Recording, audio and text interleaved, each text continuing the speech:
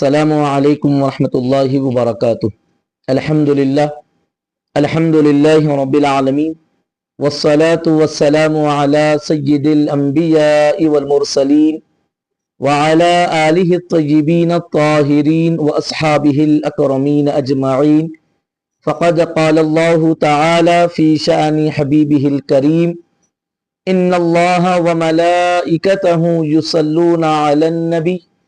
या अय्युहल्लज़ीना आमनू सल्लू अलैहि वसल्लिमू तस्लीमा। अल्लाहुम्मा सल्लि अला सय्यिदिना मुहम्मद व अला आलिहि व अस्हाबिहि अफ़ज़ल सलवातिका व अदद मालूमातिका व बारिक वसल्लिम सलातन व सलामन अलैका या रसूलल्लाह सल्लल्लाहु तआला अलैहि वसल्लम। मुहतरम नाज़रीन कराम, बज़्म तुलबाए क़दीम व मुहिब्बान जामे निज़ामिया के ज़ेर एहतमाम यह हफ्तावारी हमारा दर्स हश्त बहिश्त राह सलूक व तज़किये नफ्स के नाम से आपकी खिदमत में पेश किया जा रहा है, जिसमें ख्वाजगान चिश्त के मुबारक मलफूज़ात को पढ़ने, सुनने, समझने, समझाने की सआदतें और बरकतें हम हासिल करते हैं। और ख्वाजगान चिश्त के मुबारक मलफूज़ात का मजमुआ हश्त बहिश्त किताब से इब्तिदाई किताब अनीसुल अरवाह से हम दर्स देने की सआदतें हासिल कर रहे हैं। याद रहे कि ये किताब यानी अनीसुल अरवाह ये हुज़ूर ख्वाजगान ख्वाजा उस्मान हारूनी रहमतुल्लाहि ताला अलैहि की मुबारक मलफूज़ात का मजमुआ है और उन मलफूज़ात को जमा फरमाया है हुज़ूर ख्वाजगान ख्वाजा मुइनुद्दीन हसन चिश्ती संजरी अजमेरी गरीब नवाज रहमतुल्लाहि ताला अलैहि ने। उन मलफूज़ात से इस्तिफादे की हम सआदतें और बरकतें हासिल करते हैं। याद रहे कि किताब अनीसुल अरवाह की मजलिस अव्वल से हमने इस्तिफादा किया था, अब मजलिस दुव्वम से इस्तिफादे की सआदतें हासिल करते हैं कि हुज़ूर गरीब नवाज रहमतुल्लाहि ताला अलैहि ने मजलिस दुव्वम को जमा फरमाया कि इस मजलिस में हज़रत सय्यिदुना आदम अलैहिस्सलाम की दुआ और मुनाजात के मुताल्लिक़ गुफ्तगू हुई और हज़रत ख्वाजा उस्मान हारूनी रहमतुल्लाहि ताला अलैहि इरशाद फरमाते हैं कि मैंने ख्वाजा यूसुफ चिश्ती रहमतुल्लाहि ताला अलैहि की ज़ुबानी सुना और उन्होंने कहा कि मैंने अबुल लैथ समरकंदी रहमतुल्लाह अलैहि की फ़िक़ह की किताब में लिखा देखा है कि हज़रत सय्यिदुना अली इब्न अबी तालिब मौला अली अल मुर्तज़ा मुश्किल कुशा रज़ियल्लाहु ताला अन्हु से रिवायत है कि फरमाया गया कि फ़तलक़्क़ा आदम मिन रब्बिही कलिमात, के पस आदम अलैहिस्सलाम ने अपने परवरदिगार से कुछ बातें सीख ली जब ये आयत मुबारका नाजिल हुई। तो मौला कायनात इरशाद फरमाते रिवायत करते हुए कि ये वो वक्त था जबकि हज़रत सय्यिदुना आदम अलैहिस्सलाम जन्नत में अपने आप को छुपा रहे थे, अपने आप को पोशीदा रख रहे थे। परवरदिगार आलम ने इरशाद फरमाया कि ऐ आदम, क्या तुम हमसे छुपते हो, क्या तुम हमसे पर्दा कर रहे हो? तो हजरत आदम अलैहिस्सलाम ने अर्ज की कि नहीं ऐ मेरे परवरदिगार, बल्कि मुझे उस रुसवाई के सबब तुझसे शर्म आती है। यानी आप देखें कि परवरदिगार आलम ने हजरत सय्यिदुना आदम अलैहिस्सलाम को उनकी दुआ की कबूलियत के लिए चंद बातें सिखाई, उनके दिल में इल्का फरमाया और उन नामों के जरिए, उन बातों के जरिए और उस दुआया कलिमात के जरिए उनको दुआ करने का हुक्म दिया गया और मौला ताला ने उसी दुआ, उन्हीं दुआओं की बरकत से उनकी तौबा को कबूल फरमा लिया। अगरचे कि हजरत सय्यिदुना आदम अलैहिस्सलाम का वो अमल भी मंशे खुदाबंदी के मुताबिक था, लेकिन अगरचे के दुआ कबूल हो गई, उसके बाद भी हजरत आदम अलैहिस्सलातु तस्लीम हया फरमा रहे हैं और परवरदिगार आलम के सामने अलानिया जाहिर हाजिर होने से कतरा रहे हैं। अगरचे के मौलाए का परवरदिगार आलम से कोई चीज पोशीदा नहीं है, लेकिन अपनी ताकत के मुताबिक खुद को छुपाने की कोशिश फरमा रहे हैं। इस पर बुजुर्गान दीन ने इरशाद फरमाया ख्वाजा उस्मान हारूनी रहमतुल्लाहि ताला अलैहि के मुबारक इरशादात की रोशनी में कि मौलाए कायनात ये रिवायत को वो नकल फरमाते हुए इरशाद फरमाते हैं कि जिसको मौजात बारी ताला से ताल्लुक हो जाता है तो वो जन्नत या दोजख की लालच या खौफ में नहीं रहता, उसका कोई अमल जन्नत के लालच में नहीं होता, उसका कोई अमल दोजख के खौफ से नहीं होता, बल्कि वो जो कोई अमल करता है तो मौला ताला की रिजा खुशनुदी के लिए करता है। उसे ना अपने किसी अमल की कोई परवाह होती है, ना अपने किसी अमल पे वो नाजा होते हैं, ना अपने किसी अमल पर वो खाइफ होते हैं, बल्कि उनके पेश नजर तो एक ही बात होती है कि मेरा रब मेरा मौला मुझसे राजी रहे। और इस रिवायत के जरिए यही बात समझाई जा रही है कि हजरत सैयदुना आदम अलैहिस्सलाम के लिए अगरचे के तौबा का परवाना जारी हो चुका है, लेकिन उसके बावजूद आप हया फरमा रहे हैं, आप पोशीदा रहने की कोशिश करते हैं, यही बताने के लिए कि मौला तूने अपने करम से मुआफ तो फरमा दिया है, लेकिन मैं तेरे सामने क्या सूरत लेकर हाजिर रहूं जबकि मैंने तेरे हुक्म की नाफरमानी की है, जबकि मुझसे हुक्म अदूली हुई है, तो फिर मैं उसके बावजूद तेरे सामने क्या सूरत लेकर आऊं कि सूरत से तेरी बारगाह में हाजिर हो जाऊं। नाज़रीन किराम, हम यहां फिर से बात वाज़ेह कर दें कि हजरत सैयदुना आदम अलैहिस्सलाम का वो जन्नत में गंदुम का दाना खाना ये भी महज मर्जी इलाही मंशे खुदाबंदी के मुताबिक था।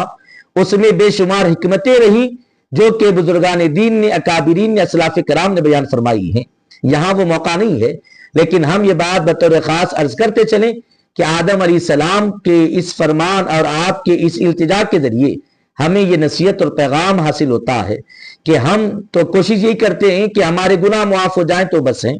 हमें जहन्नुम से आजादी का परवाना मिल जाए तो काफी है, हमें जन्नत में दाखिले की सनद मिल जाए तो हमारे लिए काफी है। हमारे पेश नजर तो बस यही बातें होती हैं, लेकिन महबूबान खुदा का मामला जुदागाना होता है।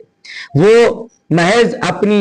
मगफिरत, महज अपनी तौबा की कबूलियत, महज जन्नत में दाखिला, महज दोज़ख के अजाब से आजादी उनके पेश नजर नहीं होता, बल्कि उनके पेश नजर तो ये होता है कि मौला ताला की किसी सूरत नाफरमानी ना हो पाए, किसी वजह से हुक्म अदुली ना हो जाए, बस उसके पेश नजर ये बात होती है। और आदम अलैहिस्सलाम बता रहे हैं कि देखो, अगरचे के अल्लाह ने खुद इल्का फरमाया और उन कलिमात के जरिए तौबा की कबूलियत का परवाना जारी हो गया, लेकिन मुझे उसके बावजूद मौला ताला के सामने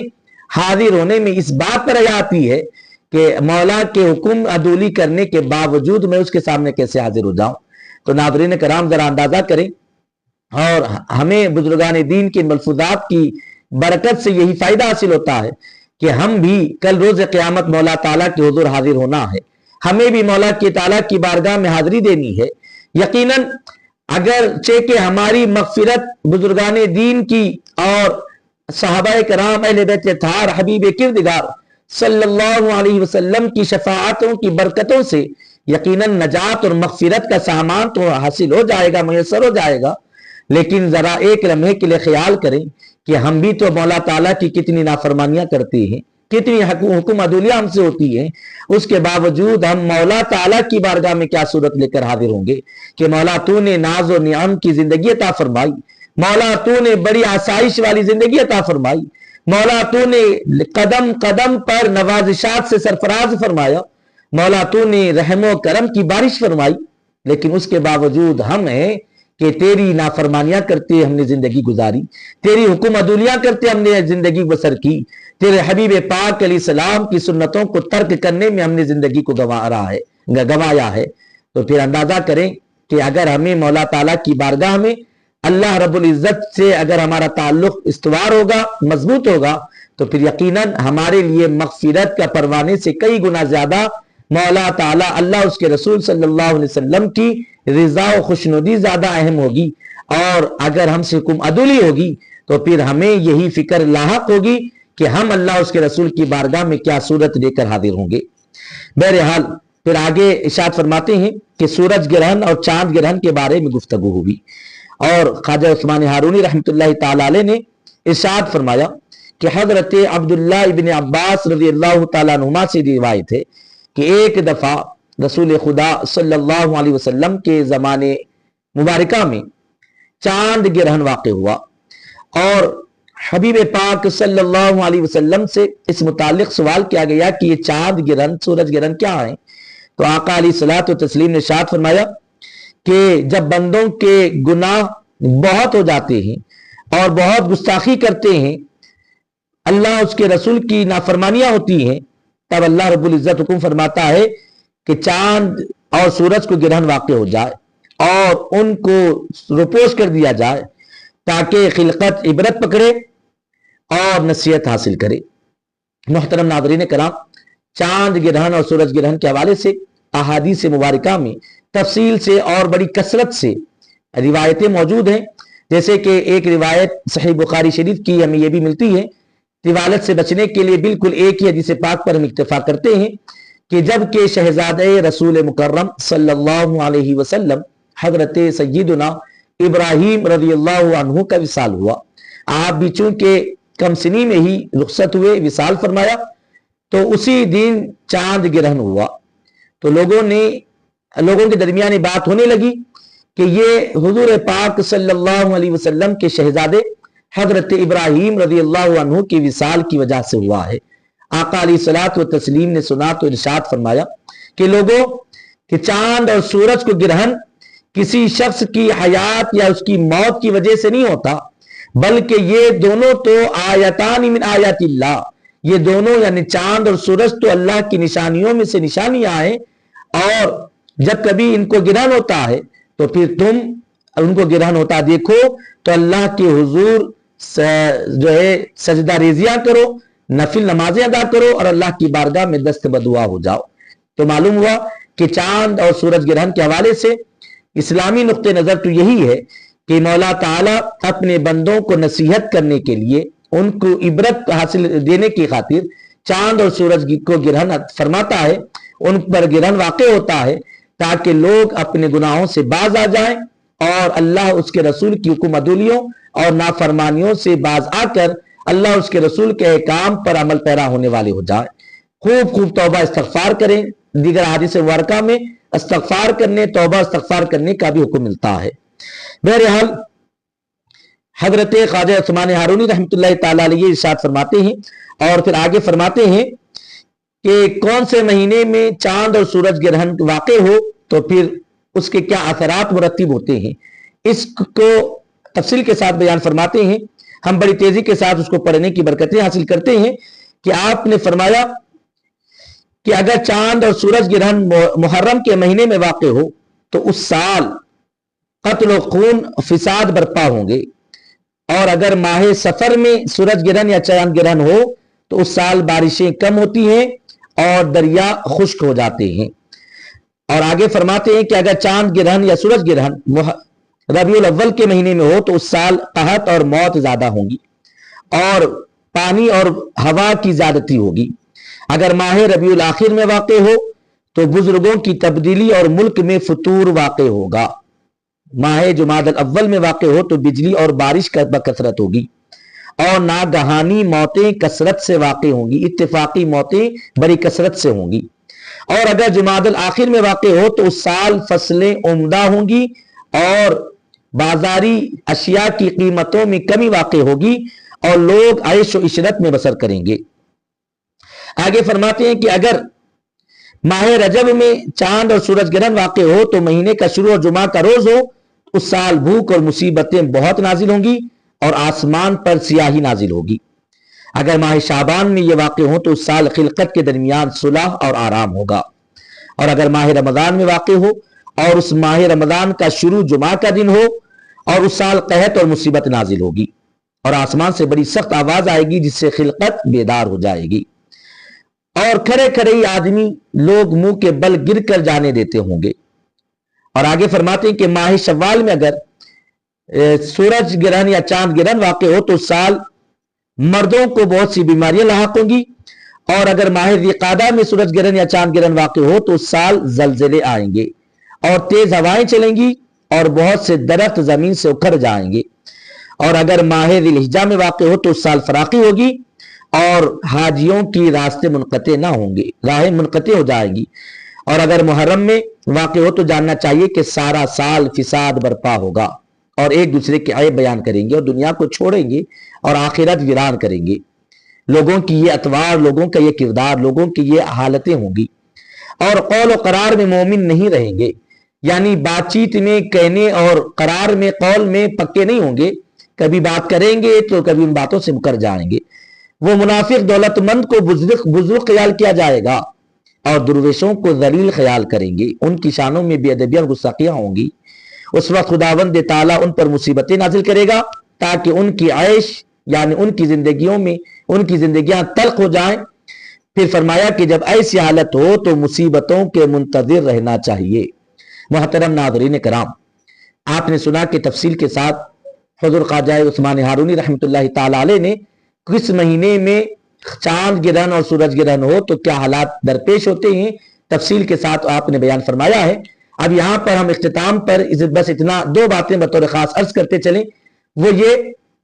کہ جب آپ نے یہ ہر مہینے میں کون سے مہینے میں چاند گرہن یا سورج گرہن واقع ہو تو کیسے حالات پیش آتے ہیں بیان فرمایا ہے۔ تو ایسے میں کوئی اس پر اعتراض نہ کرے، کوئی اگر یہ کہتا ہو کہ یہ کیسے ممکن ہے کہ انہوں نے پہلے سے کیسے بیان کر دیا، تو میں یہ واضح طور پر ہم یہ عرض کرتے چلیں کہ دیکھیں کہ آدمی میں جتنے علم کی اضافہ ہوتا ہے اتنی ہی اس کے تجربات مؤثر ہوا کرتے ہیں، مجرب ہوا کرتے ہیں۔ مثال کے طور پر کسی مریض کے بارے میں اگر ڈاکٹر یہ کہہ دیتا ہو کہ ان کے لیے 24 گھنٹے سے زیادہ کا وقت نہیں بچا ہے، تو کیا ہم ڈاکٹر کو خدا سمجھتے ہیں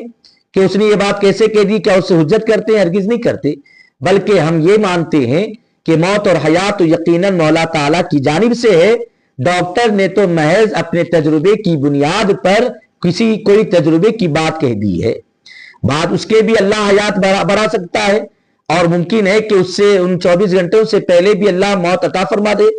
موت و حیات تو اللہ کے ہاتھ میں، اسی پر ہمارا ایمان ہے، لیکن ہم نے بادشاہ یعنی ڈاکٹر کی بات کو تسلیم اگر قبول کیا تو اس وجہ سے قبول کیا کہ ہم نے اس کی علم اور اس کے تجربے پر اعتماد کیا ہے، اور تجربے پر علم پر اعتماد کرنا یہ کوئی شرک اور بدعت نہیں ہے۔ اللہ رب العزت کی ذات و صفات میں کسی کو شریک کرنا نہیں قرار پاتا، بلا تشبیہ و بلا تمثیل۔ اولیاء کرام بھی اللہ رب العزت نے اپنے فضل و کرم سے ان کو جن علوم سے سرفراز فرماتا ہے اور جن تجربات سے وہ گزرتے ہیں انہی کی روشنی میں ان باتوں کو بیان فرماتے ہیں۔ یقیناً چاند گرہن اور سورج گرہن من جانب اللہ ہے، اور اس کے بعد مولا تعالیٰ بخوبی جانتا ہے، اسی کی قدرت ہے کہ کیسے حالات کو چاہے وہ پیدا فرمائے۔ لیکن جب اس نے اپنے فضل سے اپنے محبوبوں کو علم سے بھی سرفراز کیا اور وہ تجربات سے بھی گزرے اور انہی کی روشنی میں انہوں نے جو باتیں بیان کی ہوں تو اس کو ماننا اور اس پر یقین رکھنا اور اس کو تسلیم کرنے میں کوئی بعید از بات نہیں ہے، اس میں کسی قسم کی کوئی حجت قائم کرنے کی ضرورت نہیں ہے۔ اور پھر کمال درجے کی بات دیکھیں، ڈاکٹر کے علم اور ڈاکٹر کے تجربے پر اگرچہ کہ وہ دنیاوی علم رکھتا ہے، اس نے وہ علم اپنی کسب سے محنت سے حاصل کیا اور مولا تعالیٰ نے اس کی محنت کے عوض میں اس کو علم عطا کیا ہے، اس کے کسب اس کی محنت کی وجہ سے اس کو علم کی دولت عطا کر دی، تجربہ عطا کر دیا۔ لیکن محبوبان خدا کا جو علم ہے وہ مولا تعالیٰ اپنی محبوبیت کے تصدق میں ان کو علم عطا کرتا ہے، اپنی قربتوں کی برکتوں سے سرفراز فرماتا ہے، اور وہ علم ہے جس میں غلطی کے خدشات اور امکانات نہیں کے برابر ہوتے ہیں۔ اور انہی کی روشنی میں بزرگان دین کوئی بات بیان کریں تو آداب یہی ہے، ادب کا تقاضا یہی ہے کہ ہم ان باتوں کو سنیں اور تسلیم کریں، اور کارساز حقیقی تو ہم بھی اللہ کی ذات ہی کو مانتے ہیں، لیکن مولا تعالیٰ ہی اپنے فضل و کرم سے اپنے محبوبوں کو یہ شان عطا فرماتا ہے کہ وہ علم کی اعلیٰ درجے پر فائز ہو کر تجربات سے گزر کر ایسے لطیف باتوں سے ہم کو سرفراز فرماتے ہیں۔ اور پھر دوسری بات یہ کہ محترم ناظرین کرام کہ جو احوال حضور خواجہ عثمان ہارونی رحمت اللہ تعالی علیہ نے بیان فرمائے کہ یہ کس مہینے میں اگر چاند گرہن اور سورج گرہن واقع ہو تو کیا حالات پیش آتے ہیں، تو اس سے محض یہی بیان کرنا اور یہی تعلیم دینا مقصد ہے کہ ایک بات تو یہ واضح کر دینا ہے کہ آپ دیکھیں یہ بات آپ نے اس وقت میں بیان فرمائی جبکہ سائنس اور ٹیکنالوجی نے ابھی جنم بھی نہ لیا تھا۔ اس وقت یہ آپ نے بیان فرما کر گویا بتا دیا ہے کہ لوگوں ہم وہ علم رکھتے ہیں جو سائنس اور ٹیکنالوجی کا محتاج نہیں ہے، بلکہ سائنس اور ٹیکنالوجی جن کے در کی محتاج ہے وہ مبارک ہستیاں محبوبان خدا ہیں، مولا تعالیٰ کے فضل و کرم سے یہ ایسا ذیشان علم رکھتے ہیں، اور بندگان خدا کو اللہ رب العزت کی بارگاہ میں سے رجوع کرنے کے لیے ان حالتوں سے باخبر کروایا جاتا ہے۔ اور یہ تفصیلات بیان کرنے کے اصل مقصد بھی یہی ہے کہ تمام آپ دیکھیں ہر مہینے میں چاند گرہن یا سورج گرہن واقع ہو تو اکثر و بیشتر مصائب اور آلام کی باتیں بتائی گئی، تاکہ بندوں کو یہ توجہ دلائی جائے کہ تم، جیسے کہ حدیث پاک میں نبی رحمت صلی اللہ علیہ وسلم نے ارشاد فرمایا کہ بندوں کے گناہوں کی کثرت کی وجہ سے چاند گرہن اور سورج گرہن ہوتا ہے، تو لہذا اگر تم گناہوں میں کثرت کرو گے اور کسی مہینے میں چاند گرہن یا سورج گرہن ہوگا تو پھر ان مصیبتوں کا تمہیں شکار ہونا ہے، اور اگر ان مصیبتوں سے بچنا چاہتے ہو تو پھر کسی مہینے میں اللہ اس کے رسول کی نافرمانی نہ کرو، حکم عدولی نہ کرو، تاکہ تم اللہ کے فرما بردار رہو اور مولا تعالیٰ تم پر فضل و کرم، اپنے انوار، اپنے رحم و کرم کی بارش کو برساتا رہے، اور چاند اور گرہن بھی واقع نہ ہو، اور تم اللہ کی رحمتوں برکتوں سے سرفراز ہوتے رہیں۔ اور پھر حضور خواجگان خواجہ معین الدین حسن چشتی سنجری اجمیری غریب نواز رحمت اللہ تعالیٰ علیہ ارشاد فرماتے ہیں کہ حضور خواجہ صاحب قبلہ نے جب ان فوائد کو یعنی ان ملفوظات کو ختم فرمایا تو آپ اللہ کی یاد میں پھر سے مشغول ہو گئے، اور آپ فرماتے ہیں کہ میں وہاں سے واپس چلا آیا۔ بہرحال محترم ناظرین کرام، یہ مجلس دوم ہم نے آج پیش کرنے کی سعادتیں اور برکتیں حاصل کی ہے۔ مولا تعالیٰ کی بارگاہ میں دست بدعا ہے کہ مولا تعالیٰ اپنے محبوب صلی اللہ علیہ وسلم کے تصدق میں، اپنے محبوبان کے تصدق میں، خواجگان چشت کے مبارک شخصیات، مبارک ہستیوں کے تصدق میں مولا تعالیٰ ہمیں تیری اور تیرے حبیب پاک علیہ السلام کی اطاعت اور فرما برداری کرنے کی توفیق عطا فرما، اور فرامین تیرے اور تیرے حبیب پاک علیہ السلام کے ارشادات پر چلتے رہنے کی توفیق و سعادت نصیب فرما، اور مولا تعالیٰ ہمیں عذاب سے بھی محفوظ فرما، اور اپنی ناراضگی سے بھی مولا ہماری حفاظت فرما۔ اب ہمیشہ تیری رضا و خوشنودی، تیرے حبیب پاک علیہ السلام کی رضا و خوشنودی والے کام کرنے کی توفیق اور سعادتوں سے سرفراز فرما، اور اپنی رضا و خوشنودی کے فیضان سے مولا سرفراز فرما، بحرمت سید الانبیاء والمرسلین برحمتک یا ارحم الراحمین۔